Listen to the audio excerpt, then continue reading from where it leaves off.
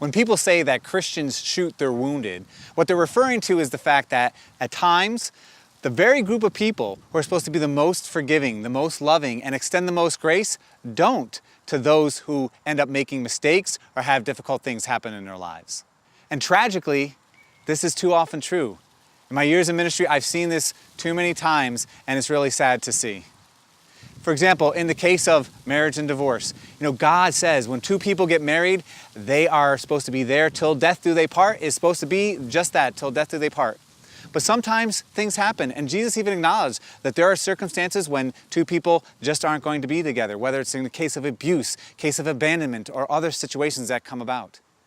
And people shouldn't be treated as second-class citizens just because they experience the pain of a divorce.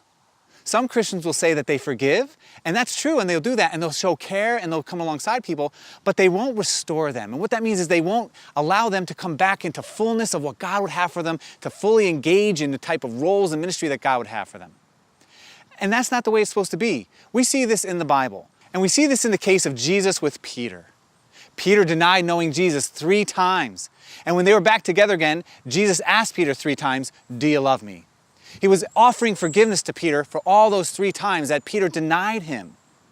Not only did Jesus do that, but he also restored Peter, because along with asking him, "Do you love me?" he said, "Feed my sheep." Jesus said, "Peter, you're not cast aside. You're not put on the sidelines. You don't have a place with me anymore. You don't have a role. You don't have a purpose." No, he didn't do that at all. He said, "Feed my sheep," which meant you still have a purpose. You still have a role. I'm going to use you in a great way, Peter. Now, for some people, they may say, well, that happened in a very short amount of time, and sometimes people do things over long periods of time. They mess up over and over again. But you know what Jesus also said? When he was asked, how many times should I forgive someone? 7 times? Jesus said, no, 70 times 7. And that's just not an equation to say 490 times. 7 was a perfect number. It represented perfection. And so what Jesus was saying is, you need to forgive every time. And do you know who that person who asked him that question was? Peter. Early on, Peter was asking him, how much should we forgive? And he thought he was being magnanimous by saying 7 times. But Jesus said, no, every time. Every time to forgive, every time to extend grace, every time to restore. God always has a purpose. No matter how much we feel we've messed up our lives, when we turn them over to God, he forgives, he restores, and we have a plan and a purpose.